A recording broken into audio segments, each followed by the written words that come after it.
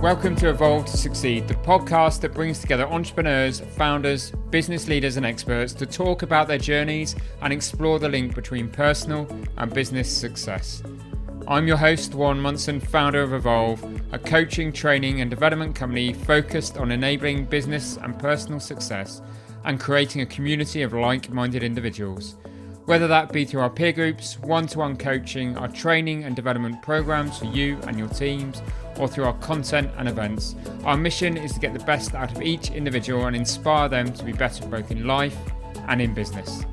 If you want to learn more about Evolve, including our beautiful co-working space in Ashley Cross in Poole, then please go to evolvemembers.com, where you'll find great content, insights, details of all of our services, and also information on our forthcoming events. For now though, let's get on with the show.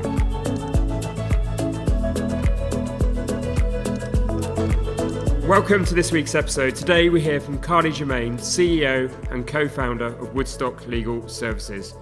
One of Carly's specialities is dispute resolution, and I was keen to get her opinion and advice on this topic, as well as get her knowledge and experience around building a career in the legal and professional services, but then taking that knowledge and starting her own business and the impact that has had on her and her family.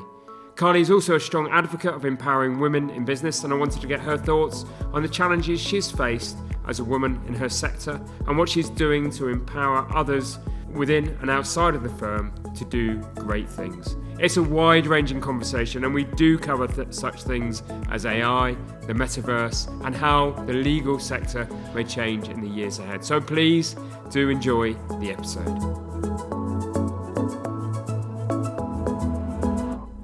Welcome, Carly, to the Evolve to Succeed podcast. Thanks for having me. It's great to have you on the podcast. I think during the course of this conversation, we're going to talk about your own professional and entrepreneurial journey. We're going to talk about your expertise in terms of resolving disputes and how some of our listeners can take that into disputes or everyday life that they may have. Yeah. And we're definitely going to talk about the legal sector and how you're looking to change what happens within the legal sector now and in the future. Okay.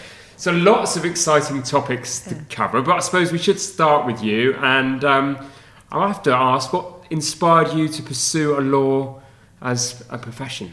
Oh, it's really interesting. I think for me, I think there's a who in there as well. And this wasn't necessarily law, but I grew up in, my mum was a single parent. And back then in the 90s, showing my age now, she had a really challenging career. She was a director in the NHS, which then, as a single parent with 3 teenage kids, and young children as well, she was still doing it. It was really quite challenging, long hours, stressful job, and juggling that as a single parent back then. I look back and a lot of my friends, thinking about it, the mothers didn't even work or were working part-time. So to me, somebody having a very challenging career as a female was the norm. Okay. And so I think the bar was set pretty high. Okay. I don't think she ever put there was never any pressure. It was just a peer example. It's just the norm for me. And she was the ultimate role model. And I guess I was like, oh, right, okay, that's what we do. This is how we roll. And then law, I think, I have to be completely honest, I think most people won't admit to this, but, you look at, being a lawyer and, there's financial stability that you hope will come with it. Doesn't necessarily always come as much as, people think, and it takes years to get there. But for me, I think the reality of it is the need for a challenge, and I am that person that constantly needs a challenge, and law always gives you that. It's always constantly evolving, it's constantly changing. You've got challenging clients, challenging cases. So not only was it a challenge to get there and get qualified, it was a challenge once you were there as well. And I'm that sort of person. Ongoing kind of progress, challenging yourself, developing. Yes, certainly. And the high level problem solving, I really enjoy that as well. And the people element of it. Yeah. And you're just constantly learning and, meeting different people from different businesses. I used to do very broad litigation. So one minute I'm dealing with a contentious probate dispute. So you're delving around, the dynamics of a family and the dispute there. And the next minute it's a building dispute. So, it really keeps your sort of working world very wide and open. It's very interesting. Broad, yeah. But it's interesting, isn't it, the effect of, our parents on us. And as you say, your mum is a single mum and that work ethic and all of those kind of things. And have you had those conversations with her? Yeah. And the woman is a workaholic, and even today. Even today, she still works. Now, she won't like me to say her age, but she still works now in the NHS doing projects for them, whilst also helping me with my kids. You know, she's out running every morning. She's that person. So that sort of energy transpires, and that, you know, that was huge for me, I think, growing up, and still is now.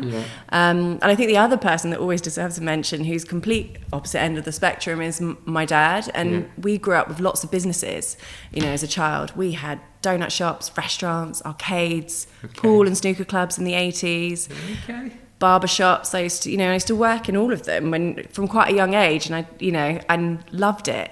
Learned how to cut hair, and he's quite, he's an interesting character, slightly eccentric, so it wouldn't be uncommon for him just to disappear and leave me running a barbershop at, a very young age. And then you think, where's he gone? And I just have to crack on and get on with it.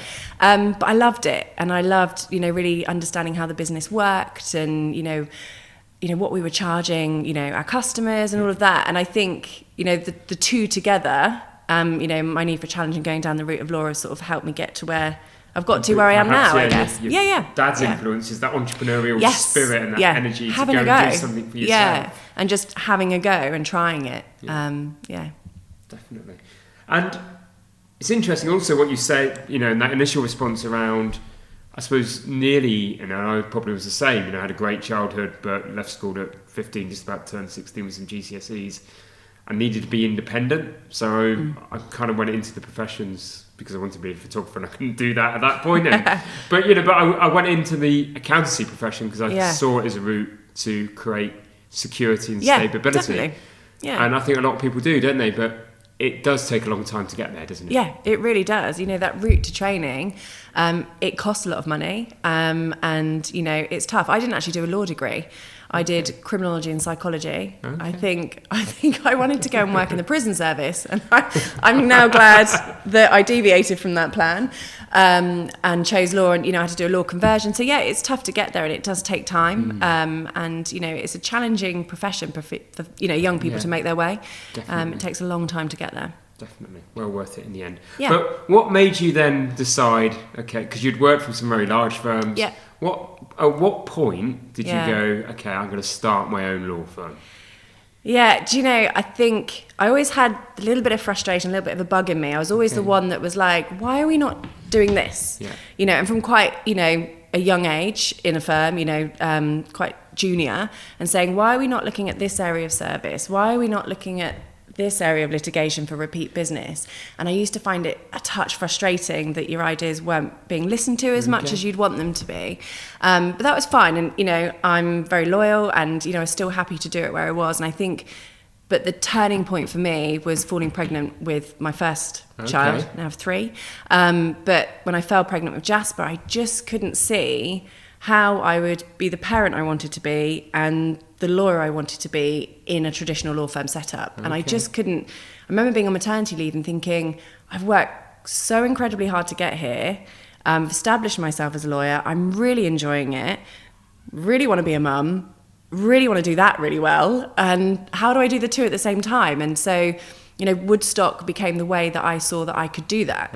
And, along with another colleague who was in a very similar position, Tamsin Ledger, we sat down and were like, let's just go for it. And had, the confidence to go, right, we can make this work.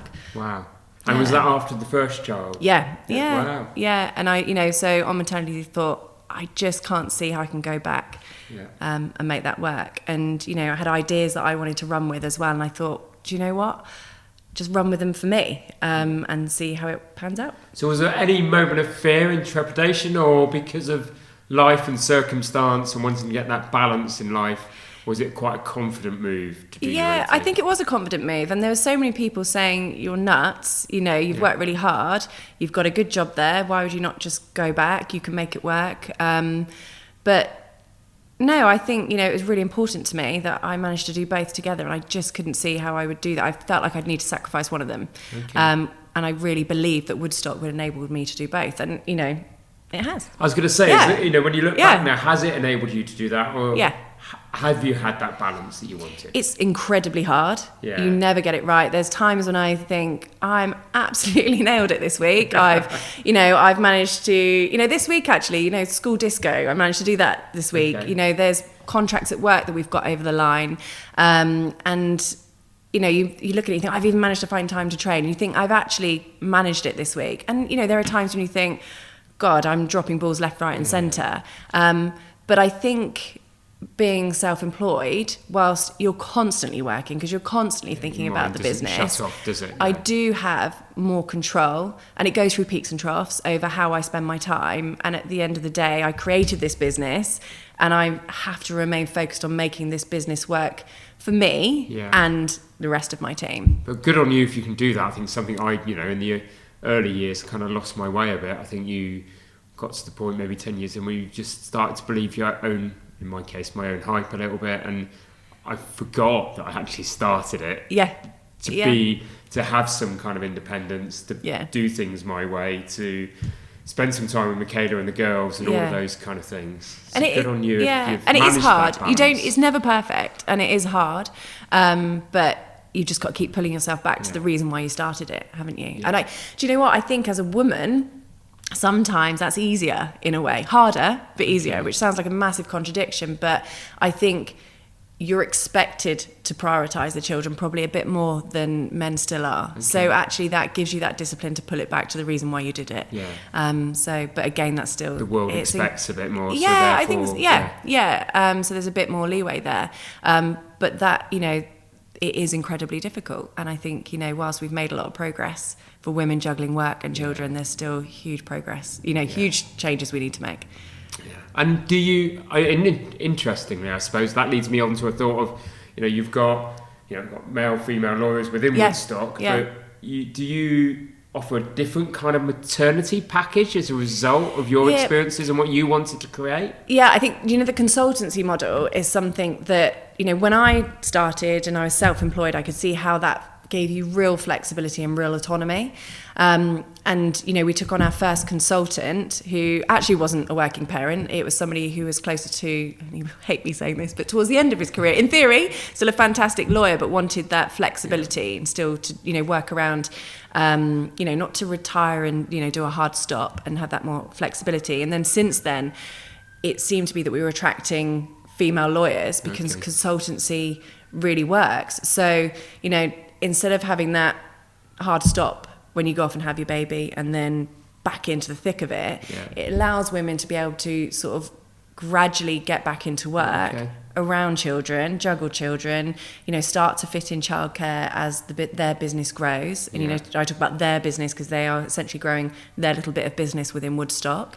And I think that works incredibly well. So that's why I think the consultancy model is, really Perhaps key we should for women. Probably explain, and for my benefit as well, actually, why Woodstock is different as a legal firm then. So what makes it different in the way in which you're structured? So the consultancy model, and it's and what we're trying to achieve with the consultancy model is really we provide a law firm's highly regulated, and beyond belief. It's nuts, isn't it? I mean, that's an accountant saying that. I think it's next level for us. It's crazy when you look at it, and it just keeps getting more and more. But, myself and the internal team at Woodstock, the operations, we take that headache away and make sure that, can't take it away completely. They're still solicitors, they've got their obligations, but we provide a framework that, all of the compliance is dealt with, all of the administrative support, all of the accounts, the marketing, all of that is dealt with, which allows you as a self-employed consultant to then choose what work you do, obviously within your area of specialism, you'd like to think, what clients you work for, you set your own hours, you set your own financial goals instead of having targets, which you have in a traditional law firm. And it really gives people genuine autonomy and flexibility. And some of them come with all of their own clients. Others come with none at all, and we'll work with them to generate their own client base. And then, others is a bit of a mix. But it works incredibly well. And, other professions and industries have been doing it for a very long time. Barristers have been doing it for a very long time. And it's almost mind-blowing that it's taken so long for solicitors to have the bravery to do it. And you are talking about a group that are quite often fairly risk-adverse. So, over the years, it has been challenging to convince people that you are the person with the skills and the experience. Your clients buy you. Clients they buy people. Yes, the brand is important. But people generally, use a solicitor because they like and trust that particular solicitor and know what they're talking about. So once people have that confidence and know that, if they're good, clients will come with them. And, they can take real control over their work. And it's once you've instilled that confidence and got rid of some of the fear that I think does come from, the traditional law firm setup, it's fantastic. And it's really exciting to watch lawyers really flourish. And in one example, I think one area where they really fly is conveyancing, residential property, and I had one of them say to me, Carly, it's just so lovely to be able to do my job properly, because in a traditional law firm, and I get it, I run my own business, the volume they need to do the work in is incredibly high, and that's incredibly stressful. And actually it means that then they don't feel they're able to give each case the time, care and attention they'd like to, whereas they're saying to me, actually I can go that extra mile for my client, I'm ahead of the game, I'm not firefighting, and it's a much more enjoyable way to work. Clients love it because a solicitor's responsive, you can get hold of them, and they can go that extra mile. I had one the other day saying, going to meet a client now, I'm going to a house, and I said I pick up some shopping on the way. And you're like, that's lovely, and they've got the freedom to do that. If you did that in a traditional law firm, they'd be like, what do you mean you're doing the client shopping? You can't just go and do her shopping. So I think it's a really exciting development for the legal profession. I think it's brilliant for client service. And I think it's a much healthier way for lawyers to work, much more progressive, and it really does give them the financial reward that I think most of them were looking for when they embarked on law as a career. Fantastic, brilliant. Yeah. And is that model becoming more popular now? Yeah. Or is it still quite unique? It's still fairly unique, but it's definitely becoming more popular. And there's lots of new consultancy firms popping up, which it's always interesting to see what they're doing and how they're different to us. I think there's a lot out there, and I can understand, again, as a business owner, the mentality behind it, where they're just collecting numbers of people. For us, it's much more about bringing the right people to Woodstock, people that really affiliate with the brand, will be a really good fit, will really contribute. And I always say to people, it's about I've got lots of property lawyers, but they've all got their sweet spot, that little bit that nobody else does, that they can really contribute to the team. And they all overlap, they support, and it's about bringing the right people. I was going to say, does it fuel a little bit? Is there a negativity that it might fuel this competitive spirit? No, it isn't there. It's really funny. And I think because there's plenty of work, because they're doing a good job and they're able to do a good job, they don't need as many clients as they would have in a traditional law firm. And quite often they'll say to me, oh no, give that one to Roger, that's definitely more his bag. And because they want to be doing the work they really love for the clients they really want to work for. So no, there's not. And there's a really healthy cross-referral culture there. More so, I think, than I've seen in traditional law firms. Professional services sort of struggles with that a little bit anyway. I suppose in a traditional professional service firm, we don't need to just say law firm. It can be all about billable hours. And it's a bit, that is more dog eat dog. And it's weird because you'd think it would be more so when people are talking about their own, money in their pocket.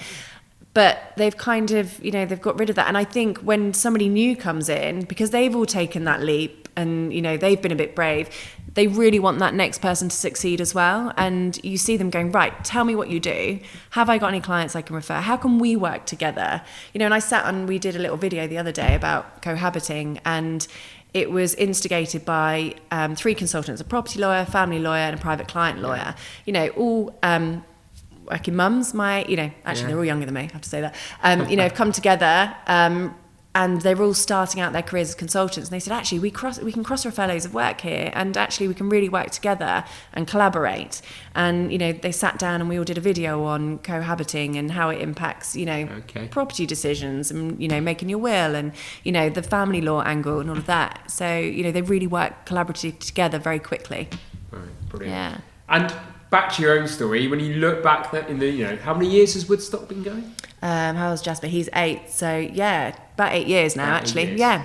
And Is it been, because you've grown significantly in recent years, did it take a while to get that ball and momentum running? And when you look back on the journey now, is there anything that you'd do differently?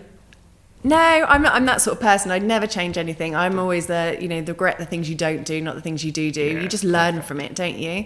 And I think, I've learned huge amounts. And there's times when it seems to be growing really, really quickly, and then you think, oh, we've not progressed so much lately. What's our next step? And I've just brought in 4 new directors. Okay, exciting. Yeah, which is, and it's been, that's been fantastic, because that really helps us sort of go to the next stage of what we really want to achieve with Woodstock. And for me, I'm a lawyer. Yes, I love running a business, but you know what it's like when you start a business. I was doing the accounts, which when you've got to do SRA compliant accounts, yeah, exactly. And it's and the marketing and all of the business development, the compliance. And for me, it's the exciting thing, is to be able to bring on the people to replace me and do a better job, than I've been doing, which is always the plan. And do you still get time to be a lawyer, or do you spend most of your time running the business now? I do keep my, dip my toe in the water and keep my hand in, really. I work very closely with the team, but I don't do much day-to-day legal work, which I think has been one of the reasons why Woodstock's grown and has been as successful as it is. And I think it's incredibly difficult to do the both. And you see, and I do think in traditional law firms that tends to happen a lot. Yeah. And it's really hard. You've got 2 completely different hats on. And to go from, running a trial in litigation to then, dealing with your team's needs. And I got to the point when I think I'm not doing either as well as I should be. Yeah. So actually, I think it's better that I focus on this. And actually, it's what I enjoy, I think, a bit more. Yeah, it gives me face and litigation gave me that buzz, but running a business gives me that buzz as well. So brilliant. Yeah, fantastic. We'll come on to talk about maybe what's next for Woodstock in due course, but it would be good to have a conversation around how people do and can resolve disputes. Yeah.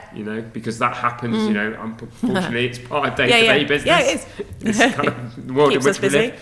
So, that is an area of specialism for you. Yeah. Perhaps, we could discuss some of the techniques you've learned over the years that work best for you when you're trying to resolve conflict. Yeah, we have a little saying at Woodstock that came from me, and it's kill it with kindness. Okay. And I think particularly in litigation, but, you'd be surprised about how contentious property lawyers can get when they're, supposed to be working to the same objective. But, when you've got somebody on the other side, whether that's, a lawyer or a litigant in person, and they come at you at scale 10 aggression and conflict, actually, if you come down at level 3 and 4, it brings them down, and it's much easier to try and, achieve a resolution. And it keeps it calmer and much more enjoyable. Yeah. I've never been an aggressive lawyer. I don't think it's beneficial for, your client. And it's not enjoyable either. But there is a lot of aggressive lawyers out there. And then I think the other thing for me, I've always been very much a big picture lawyer. I don't think that came straight away, but quite early on, I've always tried to look at what the end goal is. Yeah, what's the client trying to achieve? Because actually, the issues in dispute are largely irrelevant. Yeah. It's the outcome, and I think if you focus too much on the issues in dispute, yes, you have to know them. Yes, you have to, have your evidence surrounding them. But if you focus on what's a good outcome for your client and what's probably a good outcome for the other side, that's how you can, reach a really good resolution. Brilliant. Kill it with kindness. I like that. It works. And it works. Disputes, and everyday life and everyday. It does. Arguments. It works at home with the kids, and they come at you at a 10. Are you sure? It works. If you go in at a 10, it just gets worse. Yeah. It escalates quite quickly. Very quickly, with 3 boys, very quickly. Oh, 3 boys. Yeah, it's a lot. That's a handful, definitely. It is. And, what have you learned about human nature then, doing what you've done in terms of dispute resolution over the years, in terms of, how people react? Do I think one of the standout things for me, and I think this is, working with clients in litigation, but also working with lawyers. And I think it's how people handle stressful situations and how resilient they are. And I think you have some people that handle stress in their stride, or at least appear to, and, can stay quite calm, quite pragmatic. And actually, they're the best clients to work with. There's others that seem to thrive on stress, love it and create it almost. And there can be really difficult people to deal with, and that can be quite challenging, I think. And then there's people that can't handle any stress, or, have, no capacity to handle stress, or very limited. And, when you're dealing with those people in situation, particularly litigation, the objective is very different. And you might have a, blinding case that you'd love to run all the way to trial, but actually you're looking at a client and thinking, they don't want to take this to trial. I need to get a really early resolution, and their breaking point, their settlement point may be very different to the person who loves their day in court and loves the stress and is, will be in court many, many times over their lifetime. So yeah, I think that's really interesting, and I think you can pick that up quite quickly with people. So Carly, it's interesting what you say there about that resilience piece and those that are resilient. And, from what I know of your story, and, it's coming through loud and clear during this course of this conversation, and some of the decisions you made, you're a resilient character yourself. I suppose, again, people listening to this and thinking, actually, I should be more resilient in life and in business. Any hints and tips that you'd give? Oh, I don't know. And it's that question, are you born resilient, made resilient? How can you make yourself more resilient? I think one thing for me, and I think this is really important in our culture at Woodstock, and for me, I always retain a sense of humour and really try and retain a sense of humour in stressful situations. And we really do that at Woodstock because it is a stressful environment, and I think it really helps. But yeah, I don't know. It's a really tough question, isn't it? I think sometimes you either aren't, and you need to know where your limits are as well and look after yourself. I sometimes do, as a resilient person, I do sometimes push myself too far. Yeah. I think, lots of us do, and it's recognising where that is. But I think it's just knowing it will be okay, and it nearly always is. And it's never as bad as you think it's going to be if you are worrying about something. Definitely. It's never as bad, and there's always, a good time coming. But I suppose that is a fair point, isn't it? And that's, it's how, I often say, I say it to others, but I say it to myself, Matt, be kind to yourself, be kind to yourself. Yeah. But it's easier said than done, isn't it? When you're running a business, when you've got a family, when you're trying to juggle all the balls that you're trying to juggle, you think, well, I'm Superwoman, Superman. Yeah. And eventually, if you continue to do that, you do hit a wall, don't you? Yeah, you do. And I think, I remember, look back, there was one period where I did just, routinely, I think, call it my quarterly, this is too much. And I think those become much less because I've become better at knowing when I might have pushed myself too far. And I think that's just experience of, running a business and all the juggling that you're doing, and knowing when, hang on, that might be a step too far. Don't take too much on. Yeah. And is there things you do, what do you do outside of the working environment to try and get that balance? Yeah. Is it just spend time with the family? Is it other things? Yeah, spend time with the family, but also escape the family. I'd say I'm an incredibly sociable person. So, for me, that's really important. I get my energy from people. And it's really, really important to me that I go and, spend time with friends. Love to spend time trying to keep fit. And, there's times when I've completely failed at doing that, and then I'll recognise that I'm not performing as I'd want to perform at work and at home. And for me to carve out that time to have a bit of time to myself, to go to the gym, that stuff is, incredibly important for Fantastic. me. Brilliant. Yeah.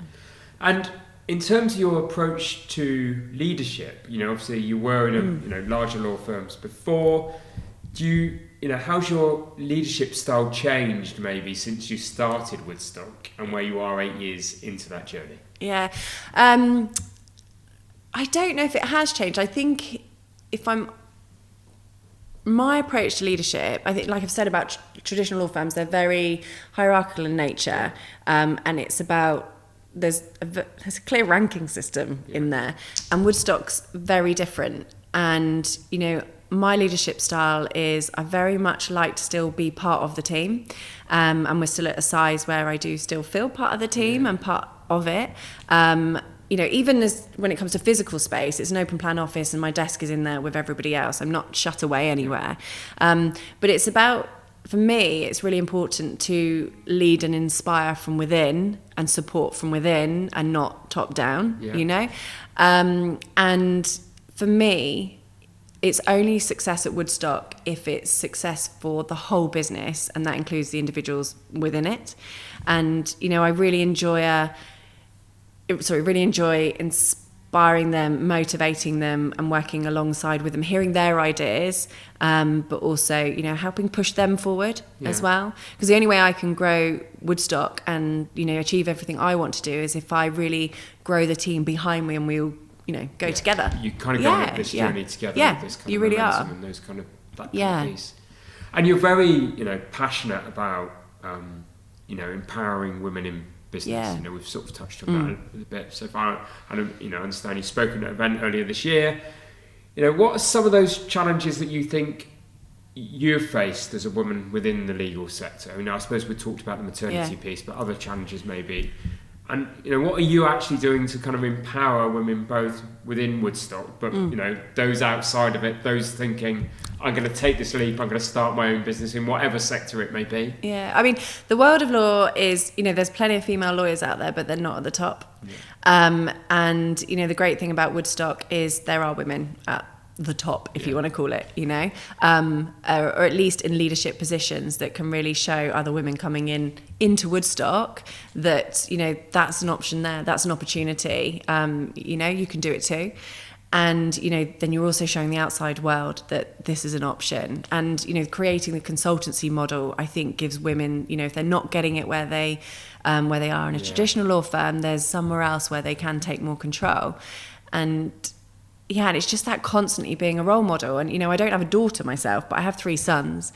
And for me, it's incredibly important that they see that the girl that sat next to them in class could do what mum's doing. And it's just, you know, like I had, it was just the norm, it's the given. And, you know, and that continues as you become a mum, because I think you can get to that point, you know, like I did, and you're on that journey and you qualify, and all of a sudden you go, oh, hang on, you know, this doesn't quite stack up, you know, and I was naive, and, you know, and I had, you know, somebody, you know, as that role model in front of me, and I got to qualification, had Jasper, and it's, you know, how did the two work together? So it's making sure we continue to push through that barrier and making sure that women can return to work, you know, when they've had children in a working environment that works for working mums. And it's, you know, there's still so, you know, I had an example this week where, you know, I'm called up by the school as an example, and it's Jasper hasn't got a lunchbox.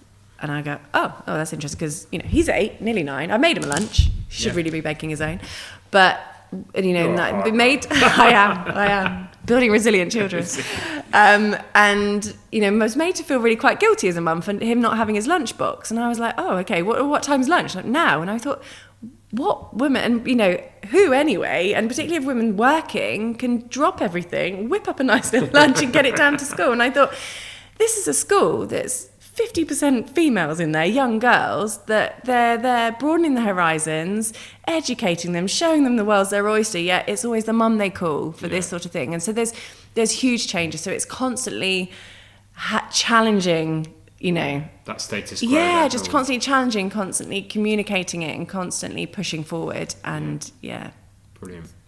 And in terms of kind of the legal profession, you know, there's lots going on, isn't there? You know, if you read certain papers and certain articles and certain bits on social media, they will say that AI is going to kill the professions, and in particular the legal profession. I mean, where's your view on where the legal profession is going to go in the next 5 to 10 years, and is AI going to have a real impact on it? I'm a massive fan of technology, and that's something where, you know, the great thing when you start a law firm from scratch is that you have a complete clean slate. So not only you can create the culture you want, you know, you can bring the people you want, you can bring in the technology, and you can look what's out there and go, okay, what technology is available that will allow us to do our job in a, you know, really progressive, efficient way and deliver really great client service. And so I'm always willing to look at new technology out there. I don't think AI is going to be the death of lawyers at all. I played around with it a little bit.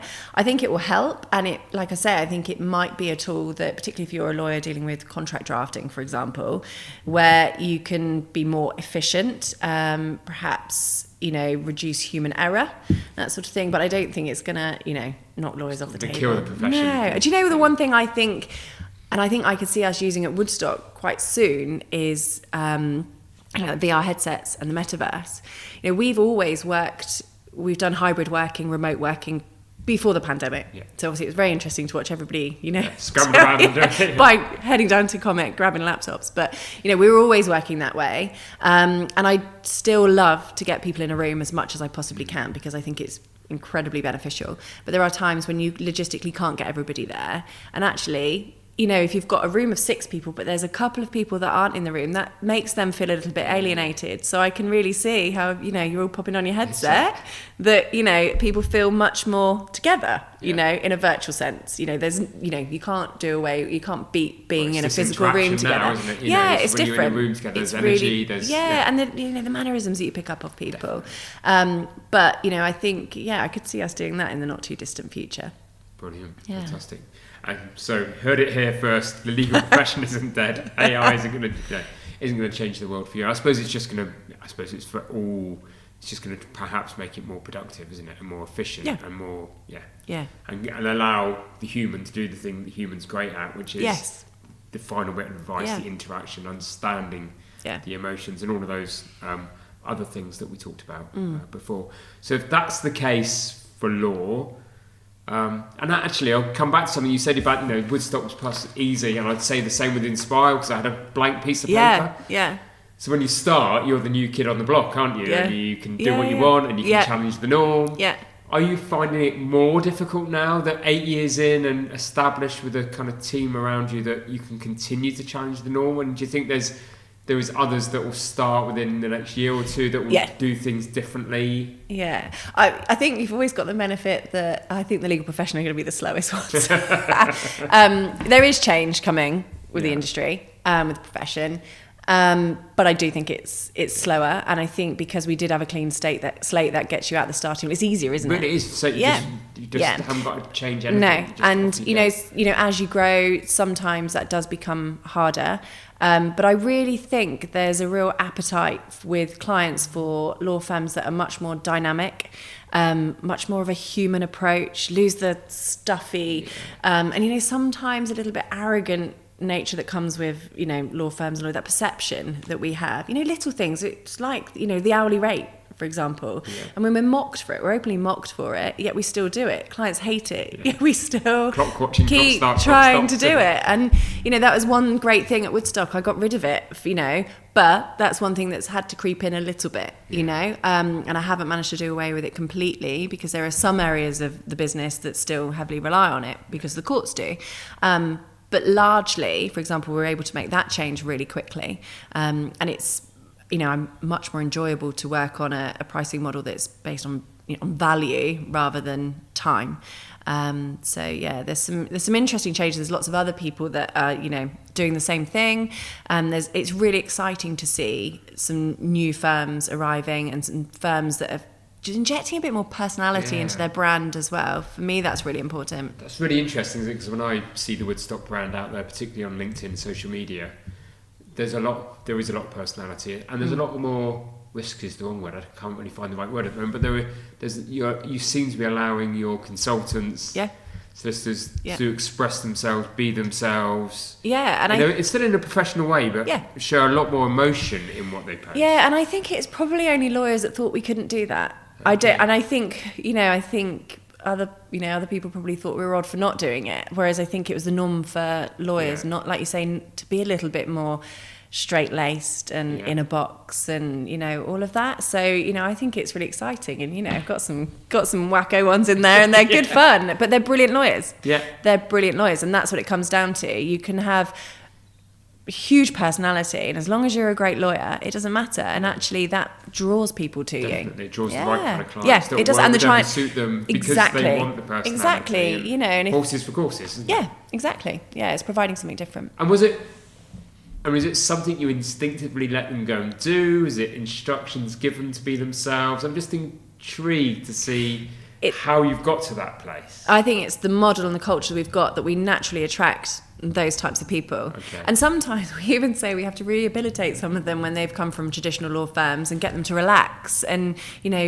some of the environment, I hate to be careful what I say, but some law firms, it's out there in the press, they can be some of the most toxic working environments that you can see. And it's, sometimes people come a little bit shell-shocked almost, and you can really sort of get them to relax and be themselves and be much more individual, and as soon as they see other people doing it, they're like, this is great, I can actually just be me. Yeah.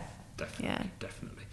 So as we kind of wrap up, some sort of more quick fire questions, I suppose, what's the best piece of advice that you've ever received, Carney?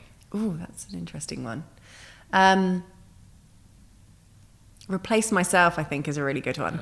Okay. And, I will take a lot on as an individual, as, particularly in business, life, everything. I'm always the person who's got a plate that's very much full, spinning lots of plates. And what I think I've learned is to recruit the next person that I need to allow the business to grow much earlier than I think I need it. And, and actually that's been really rewarding and really enjoyable to bring on somebody who's much more organised and better at ops than me, accounts to come and do the accounts, all of that stuff. And I think that was the best advice I'd got, to do that earlier than I think thought I needed to. Brilliant. Fantastic. And you never look back when you do that, do you? No, you don't. You think, how was I doing it? How was I spending all those plates? Why did I do it before?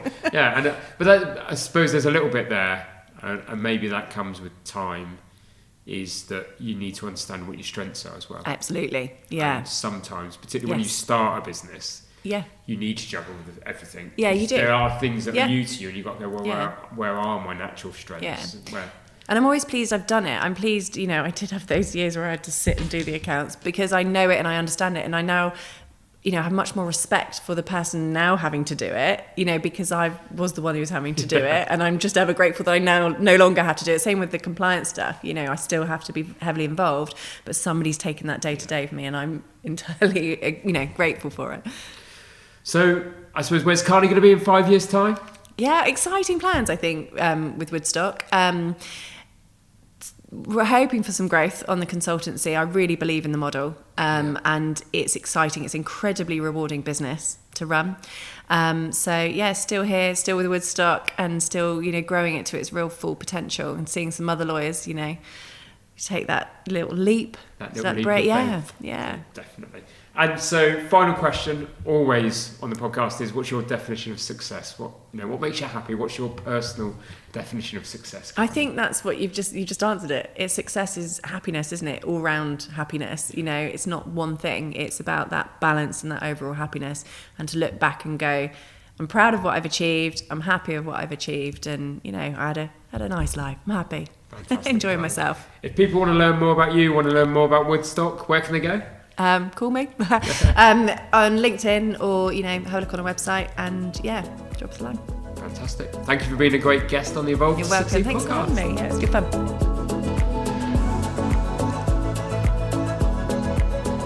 Thank you for listening to the Evolve to Succeed podcast. My hope with every episode is that you've learned something new or heard something that challenged your way of thinking and further motivated you on your path towards becoming a more knowledgeable, informed and inspired individual and business leader.